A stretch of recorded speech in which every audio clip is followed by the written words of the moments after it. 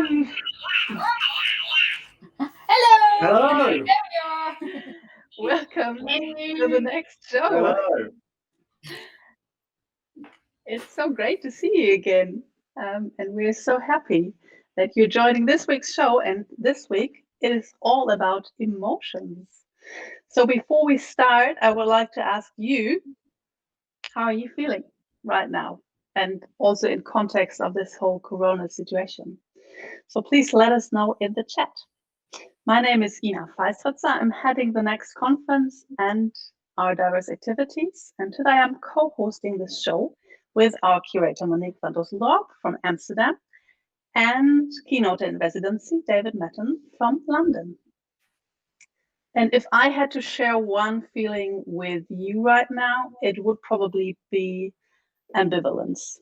Things are getting back to normal here in Germany. Even swimming pools and bars are now reopening. To me, this going back to normal feels like a relief on the one hand, but it is also somehow disappointing because I fear that this big feeling of renewance will simply disappear without us tackling the real issues in society and business. So there you go. I'm torn. But hey, this is a tech-related show, so why are we talking about feelings after all? This is, you might have guessed it, due to the fact that Pamela Pavliscak is our guest today. Pamela gave a talk on the future of feelings at Next 18. She is a futurist who consults, speaks, and writes about our emotional connection with technology. Today, she will put her research and thoughts in perspective to the Corona-related developments. So welcome, Pamela. We are very much looking forward to your talk and the conversation later on. Hey, I'm so excited to be here. Cool. Great having you. So now you probably understand why we presented you with our little robo relationships in the beginning. To be honest, my relationship with my smartphone is a little bit closer than with my son's robot. But anyway, I definitely had pieces of technology trigger very deep emotions, especially like the Abo dog, you know, if you've seen that, or the little robo Pepper. I just once saw him standing like this when he was switched off. That looked very sad. And also Soul Machine's Baby. I'll let you know in the chat later on a few links so you can see if they trigger some child scheme related emotions with you as well. Well, we'll get back to the emotional side of things later on with Pamela, and we'll also find out how machines read our emotions. But before we dive into that topic, I will hand over to David and Monique. I will stay with you in the chat and we'll collect your questions and comments you may have. So David and Monique, what's been your biggest feeling in times of this crisis? I mean, it's a really strange time. As you discussed, there's a slight move towards, what we had before. For me, professionally, it's a super exciting time. In the beginning, I was completely despondent. Everything is disappearing, live events. But now, all the human connections through screens and video chats and calls, it's sort of a real build of what it means to have an event and how to meet and how to share information. And it's super exciting. So this week, I'm good. David, what about you? Yeah, kind of the same. I've been, one of my key emotions, I think, has been a sense of awe at lockdown and the chance that it maybe gives us to think again about a lot of things and the way we run our societies and the way we behave individually. That has been pretty amazing. But I am also conscious of stuff that Ina talked about. I've been deep in a kind of introvert's paradise, locked away in my own house, and I'm scared of going back out there again.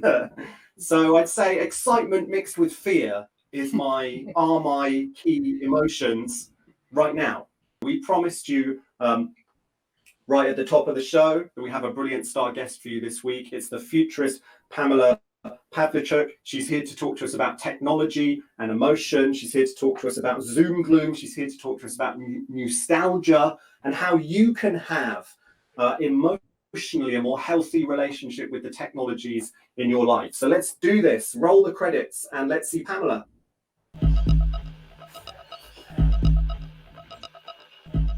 there's so much to talk about, but I wanted to start again with what we're all feeling. So we have kind of this new maybe sense of dread and anxiety around our health and the health of our loved ones.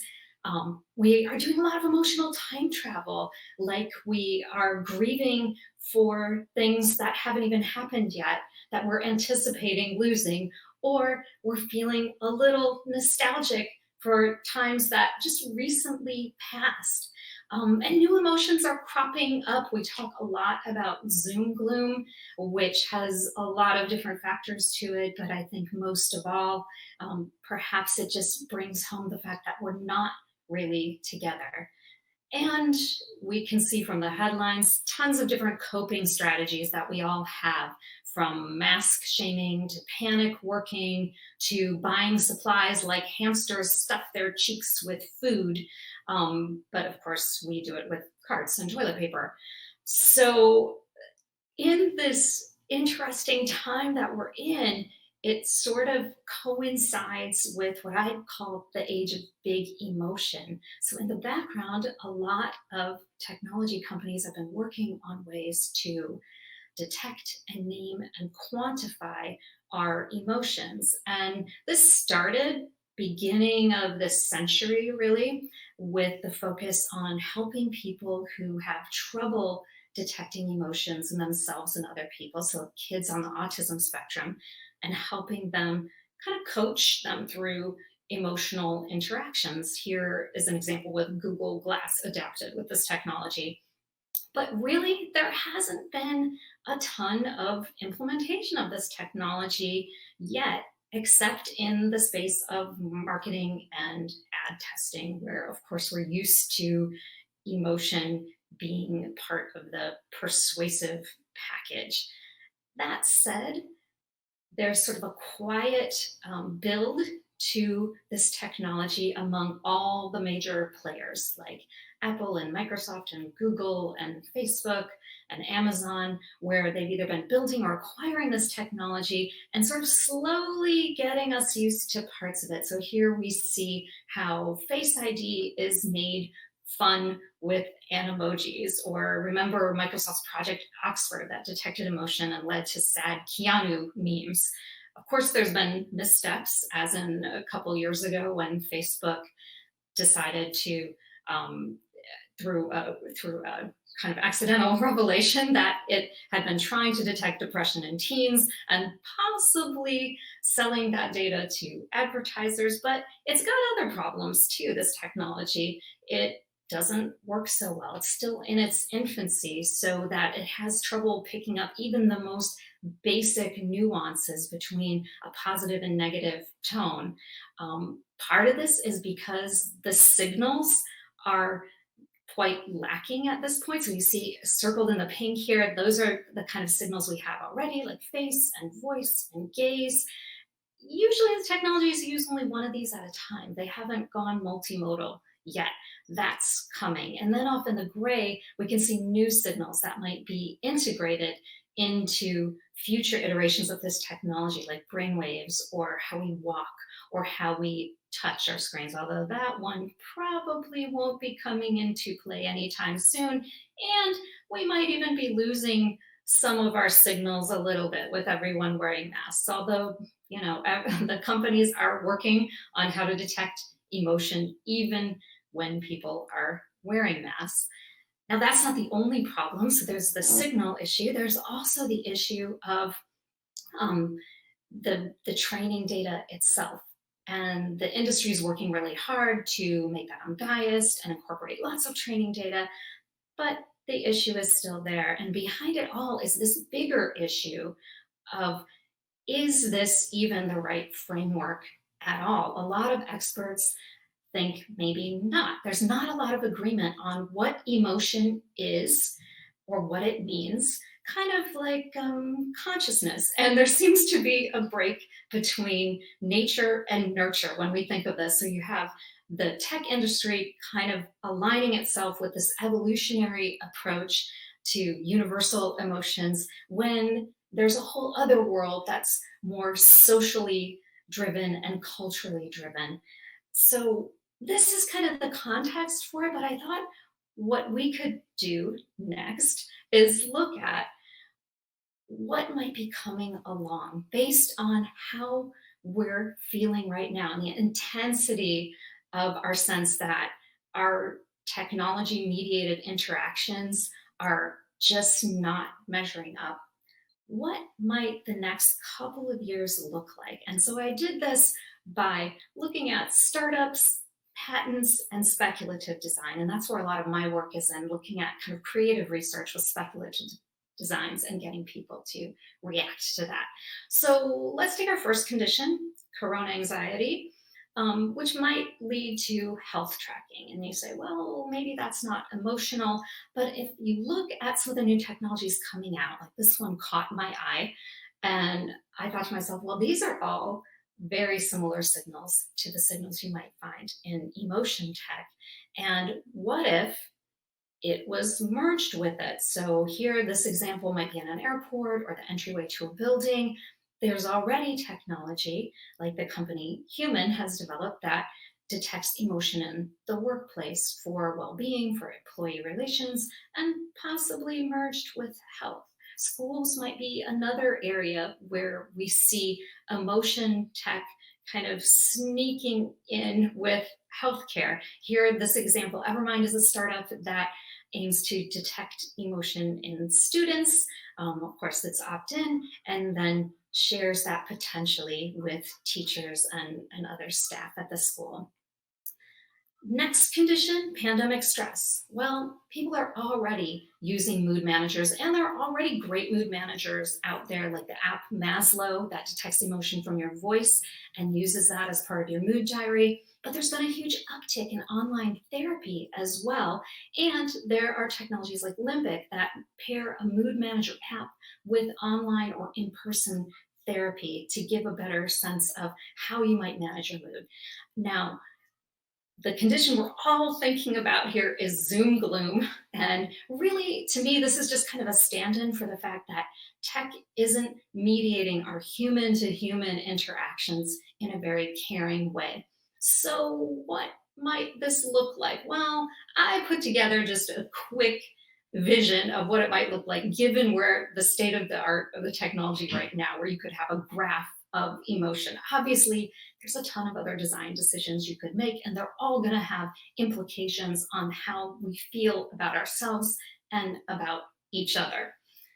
There are plenty of other examples in this space of using the technology to help us communicate with each other in a way that's more emotionally attuned and resonant.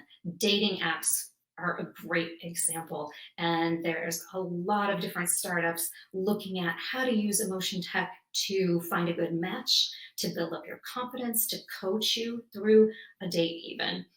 And who knows, maybe IBM will revive its Marchesa collab when they did this dress for the Met Gala that was attuned to your emotions and could broadcast your emotions widely, because in this age of social distancing, perhaps fashion might take on some new dimensions. Another issue that we could see is, besides looking at how we communicate to each other, we might want technology that's more emotionally attuned to us and gives us kind of an empathetic feeling when it communicates with us. So there's been a ton of work in the auto industry looking at how to detect emotion in drivers and then use that to adapt the experience, either through a voice assistant or through some self-driving mechanism. Now, with coronavirus, a lot of people are predicting that more people will be leasing and buying cars because, first of all, where are you going to go to have your feelings if you want to get away from your quarantine mates? And second of all, air travel isn't going to look so good for the next year or two. And so car travel might look a little more appealing. And we'll see this in other ways too. Breathing AI is a health care tool to help detect the symptoms of coronavirus, but it also has a sister app called Coloring AI that trains itself on your forehead through your webcam and can adjust the color and font of your screen. Now, I don't know if Comic Sans is a good match for anyone. I kind of doubt it though. And then if we look at patents, well, Google has a patent on an emotional search. Based on your reaction to the search results, you might get suggestions of other terms or other results. What will this do for misinformation? I'm not sure, but it's an example of this emotionally adapted interface. Now, a lot of experts say we have something called virus brain, which means that they theorize that the virus wants to spread. And so when we start loosening up our restrictions, we will want to go out and be with people. And that's exactly what the virus wants, to spread the virus, because we're touch deprived. So I don't know about any of that, but I do know that oxytocin, that chemical that's released that makes us feel good when we're touched and feeling nurtured, is at an all-time low. So of course the technology is poised to step in there. The hug shirt has been around for a while, and you hug yourself, which if you could see me, I'm doing right now, and then it transmits a hug to someone else. Kissinger, a kiss messenger, that's not the former world advisor, gives us that same idea, but with a kiss on your phone, sending a kiss from one to another. You thought maybe it wouldn't hit remote BDSM, but yeah, here you go. So there's a pull cord, of course, for a safety mechanism, but also a stress mechanism that would deactivate the erotic choking feature on this. This is the speculative project, by the way, not really available for prime time. And then there's the Lobotics Lab at University of Singapore, experimenting with pets that release oxytocins when you pet them. So your robot would give you that feel-good touch. And this leads us into our next condition, which is loneliness, and the idea that we might have empathetic companions. Now, we're already seeing this in medical spaces where it might be a little bit better to have fewer humans and empathetic interactions. And of course, there's a long history with Paro the robot, and even robots like Pepper or Jibo, the dearly departed Jibo, that could detect a little bit of our emotions. Now, do we want Alexa fusing our health data with our emotional data to give us recommendations? I don't know, but I am pretty sure I don't want my health assistant as a spot-powered robot centaur.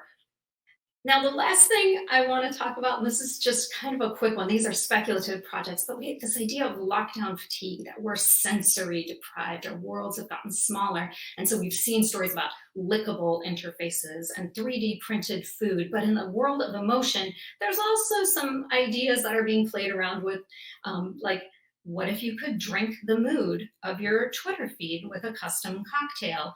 Or what if you could customize a box of chocolate for someone you love based on your voice, telling them how much you love them?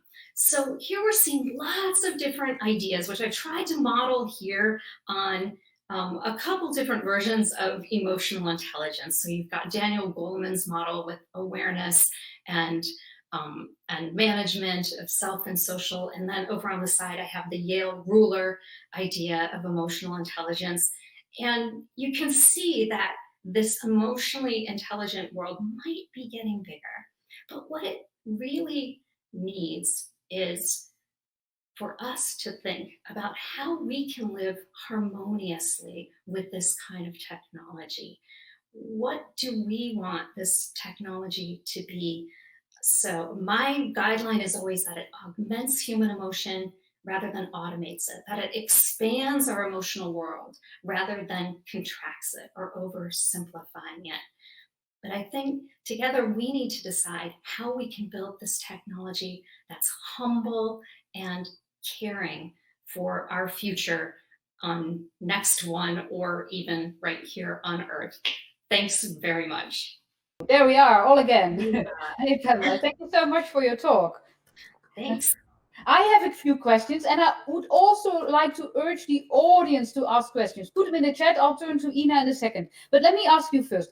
I mean, first of all, this seems like a very basic question from somebody still in high school. But when you discuss emotions, I mean, of course, obviously, if you smile, you're probably happy. If you cry, you're probably not.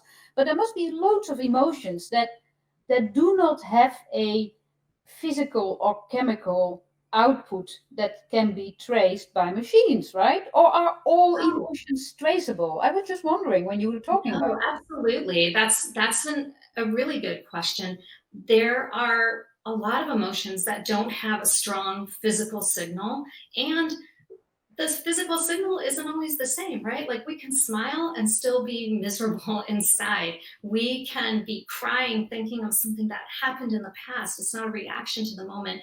We can have a different emotional expression when we're together with somebody that we know really well versus a stranger. There's all kinds of nuance to it. And there's layers, right? There's our personality layer, there's our own memories, there's our social context, there's norms and conventions. So there's a lot of complexity to it. And the technology gets at just like a teeny tiny little bit of it. Yeah.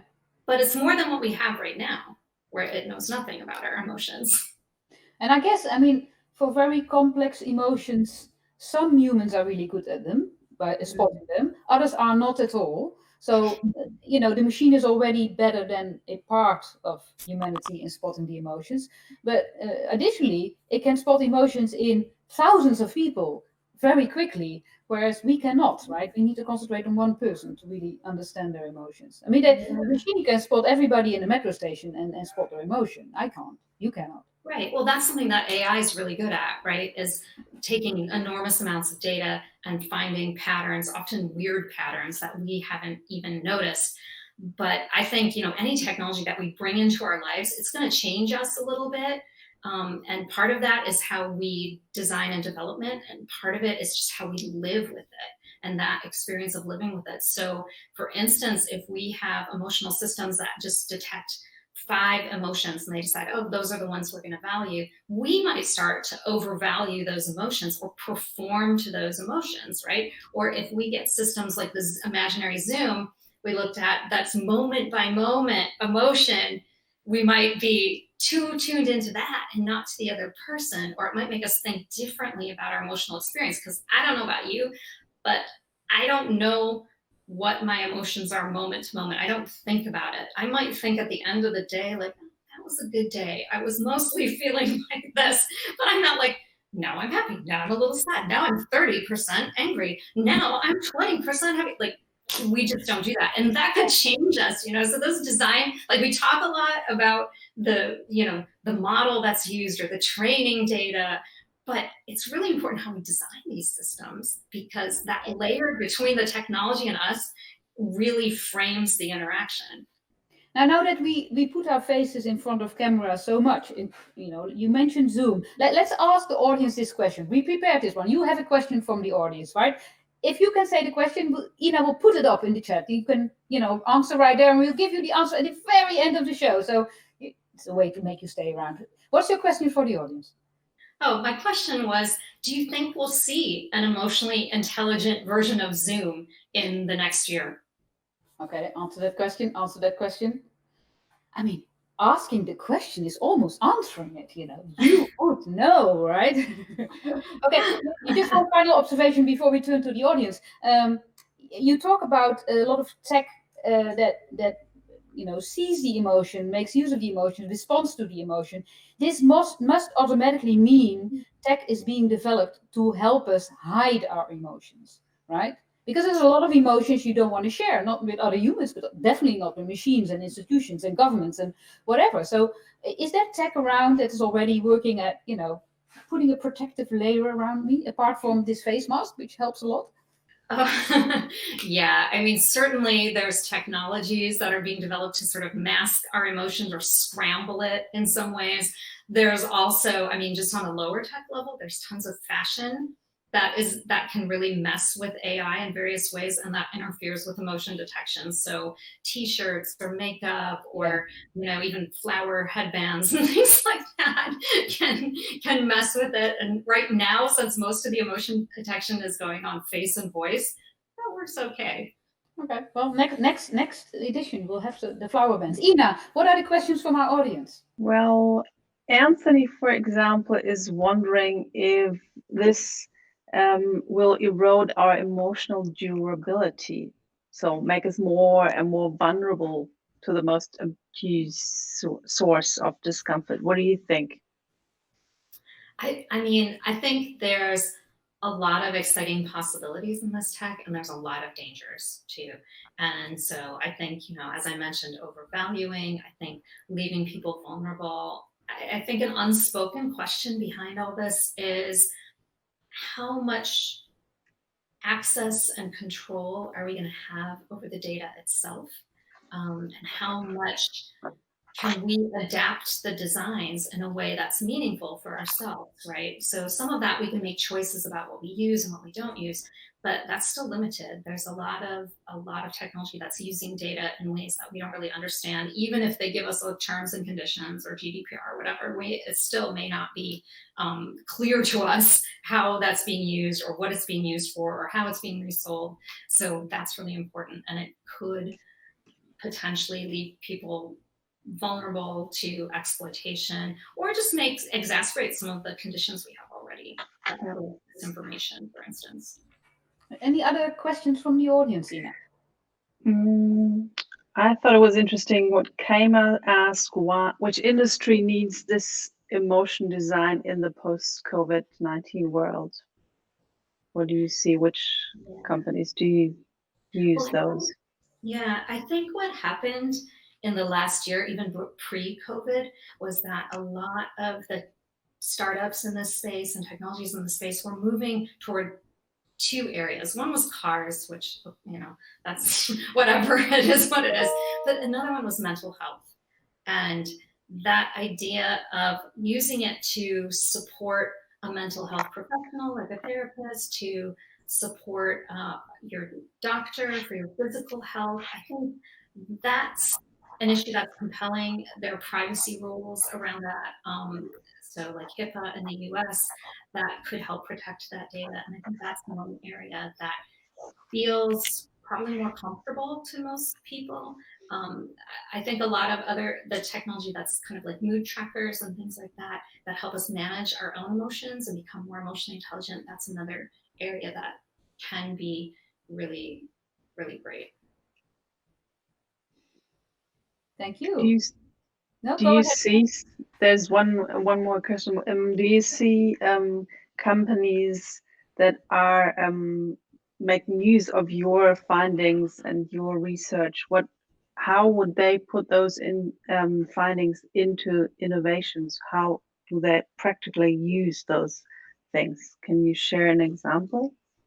Yeah, well, I think one good example is, if we get back to like Zoom, since we've been talking about it, that the technology exists to detect some emotion from our faces, and it's been trained on lots of diverse data set. That's great. But how do you design that? Does it look like a minute by minute readout? Does it look more impressionistic and high level? Do you only have access to that? Do you control who you share it with? What kind do you get a readout at the end of it? Do you get coaching? These are all design decisions that right now the industry is too new. They're not even really thinking about that. It's really at this point, like, can we just get it to do something that's not completely false and misleading? And that's a question, I don't know if they've even gotten to that point yet. Okay, well, thank you. I mean, I remember this is not emotions, it's something else that has been tracked for a long time. I remember that's lie detecting software. And, insurance companies, as well as dating services, using it when people call each other and put the lie detecting software on the line. I mean, there's a lot of things going on there. That's not emotions. That's connected. It's kind of related, though, because they use the emotion tools, use some of those same signals. So, yeah. Well, thank you so much. Super interesting. Thank you, Pamela. Thank you. All right. You're back at the end when we also have the answer to your question. But we're turning to David now. David, what do you think? Thank you so much, Pamela. That was absolutely fascinating. I am fascinated by the journey we're going to go on in the years and in the decades ahead when it comes to technology and emotion. I mean, one of the things I'd say to people about the future of consumerism is 20th century consumerism wanted your body and your material life, and 21st century consumerism wants your soul. So I think a huge part, some of my big questions are around as this technology emerges and evolves, who builds them, who has the power, who has the data. You know, we've been on a whole journey with that, with kind of Web 2.0, which sounds an archaic phrase now, but we don't want to make the same set of mistakes again. And I'm pretty obsessed with, you know, there's so many startups competing to be the kind of personal assistant on your phone, that the Siri, the AI field assistant on your phone, that is like your counselor, that is your best friend. I find that journey absolutely fascinating. People who go to the next conference will have heard me talk about an app called Replica that, wants to become your counselor, wants to become your friend. It's this AI fueled chat app.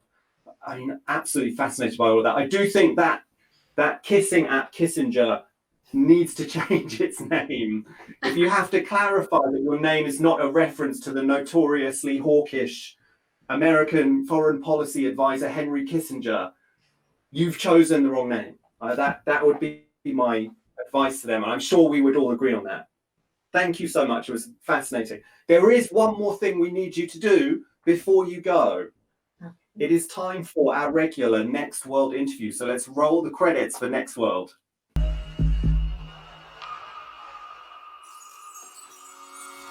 Okay, viewers, Pamela, let me set the scene again, just in case you don't remember it from last week. It's the near future. There's been a crisis on planet Earth. We can all imagine that. Amid that crisis, a team of technologists hatch a daring plan. They are going to travel beyond the solar system to the planet Next One. And when they reach Next One, they will establish a permanent base, a new home, a new society for human beings. They're going to take 1,000 pioneers with them, 1,000 exceptional people. Pamela Pavliscak, because of your achievements in the fields of technology and emotion, you have been chosen to be among those 1,000 people. And before you set off on this very exciting voyage, there are 5 key questions we need you to answer. So 5 questions before you set off. Let's see question number 1. Name one luxury physical object that you would like to take with you to planet Next One. And you are already allowed a phone, so it doesn't have to be that. Okay, great. I love this question because when I think of a luxury physical object, I think about heirlooms, and I think about an object that I've become attached to over time.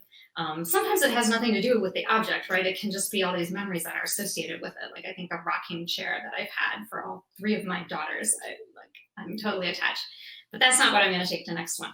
I think I would want to take something that is useful and beautiful. So I think something like an Orla Keeley house plant pot that functions as it's beautiful. It reminds me of our time back on Earth. It's functional and it's sustainable because I'm emotionally attached to it and I'm not going to throw it away. I love it. Thank you so much. I hope it doesn't break on the way. Take some glue. Yeah. Just in case it slips off the shelf, if there's any turbulence. Okay, let's roll question number 2. Name one exceptional person you think should qualify to also be among the 1,000 pioneers to go to planet Next One. I think that I would take all of you, first of all. and I'm assuming I can take my daughters, but the other person I want it to be a young person, a hopeful person, somebody who embodies wisdom and compassion and kind of lead us on our emotional journey. I'm sure it's going to stir up a lot of interesting feelings. And so I would take Malala with me. Malala, thank you. Great answer. Yeah, I should also clarify that your very immediate family are allowed to come with you. So your daughters can go with you to Next One. Unfortunately, we can't. We have to wave you goodbye, but we will miss you. We will miss you. We can't bend the rules that much. Okay, well, let's roll question number 4. Want me to take Timothy Chalamet. Well, we'll see if we can get him. We'll see if we can fit him in. Okay, question 4. Create one law that bans something from planet Next One forever. And again, just to clarify, there is a basic system of law in place. So things like murder and theft and all the really bad stuff, they're already banned. But what would you ban? Okay, this one's pretty easy for me. I hope that it actually never makes it to next one in the first place. But if it does, I'm definitely going to ban it. And it's factory farming. With what we know about animal consciousness and animal emotions, I don't think there's a good reason to do it. And plus, when you add in the danger to the workers and how bad it is for the earth, I just think we would do well to leave that behind. I think we can all agree next one will be a better place without that. We can leave it on planet Earth maybe and hopefully get rid of it there too. Okay, question number 4. Explain one truth about human nature or one ethical principle to live by that you've learned that you think you would like to spread to people on next one. Okay, this was a really hard question to answer. And I think it's so interesting because immediately what comes to mind is, you know, it's cool to be kind, it's cool to care, the golden rule.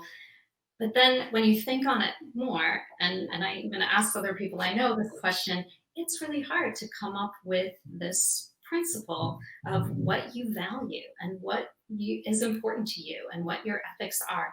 And so I think what I would bring to next one and what I've learned from my own life is that we're all held together by these invisible threads that we're not noticing all the time, whether that's our relationships or a social context or our emotions. So the principle I would bring is to bring a thoughtful reflection to what's going on that maybe is not immediately evident.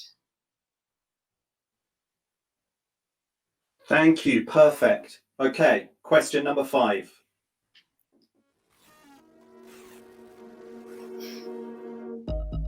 Now, last week's pioneer was the brilliant technologist and hacker Harper Reed. There's a story associated with this. Harper is essentially extremely jealous of your domain, of your website, pamela.is, pamela.is. So his question to you is, what is Pamela? Wow, this is a question I've pondered my whole life, and I hope never to really have an answer to. I'll be curious what you all come away with if you go to Pamela is. Maybe you'll have an answer for me. I think that's the best advice. Go to pamela.is and you can decide for yourself. Exactly. Okay, question number 6. So now we're going to ask you to identify a question that you would like to put to next week's pioneer, who is the Australian futurist Sohail Inayatullah. Okay, great. Well, I've been thinking a lot about, even though we know there's a lot of things that we don't enjoy about this current time, that are difficult, that are challenging, I know that there's this thing called rosy retrospection, that when we look back on our past, we tend to remember the good things. So my question for the next pioneer is, on Planet Next, what, if anything, will you be nostalgic for about this time period that we're in right now? Yeah, great question. And I wonder if there really will be human beings one day who have a kind of nostalgia for planet Earth, even like even if they've never seen planet Earth, like an instinctive nostalgia, like hard coded in the genes, sort of nostalgia or yearning for planet Earth, this planet they've never seen. I wonder if that will ever happen. Thank you so much, Pamela. Brilliant, 6 brilliant answers. Have a happy voyage. Pack your bags, your pot, your daughters can all go with you, and be safe and be well. I think we're running out of time, right, Monique? I think we have to wrap this up. So we have to wrap this up. We are looking so much forward to having another splendid guest next week, Sohail Inayatullah.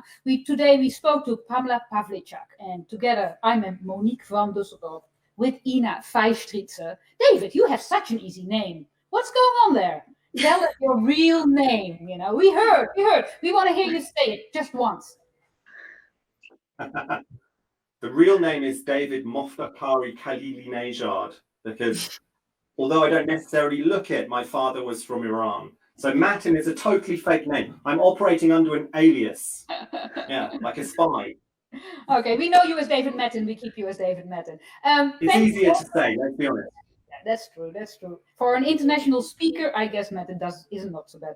Ina, what is the result of the poll? What do our viewers think? Are we going to have emotional Zoom? Well, 60% think no or hope no. I'm not sure about that.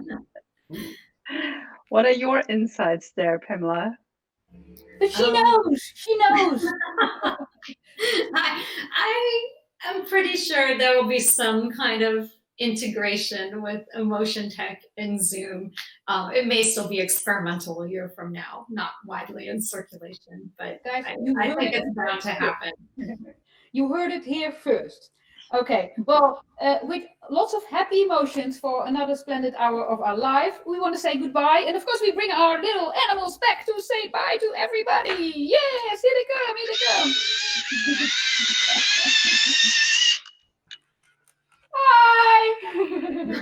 Bye. Bye.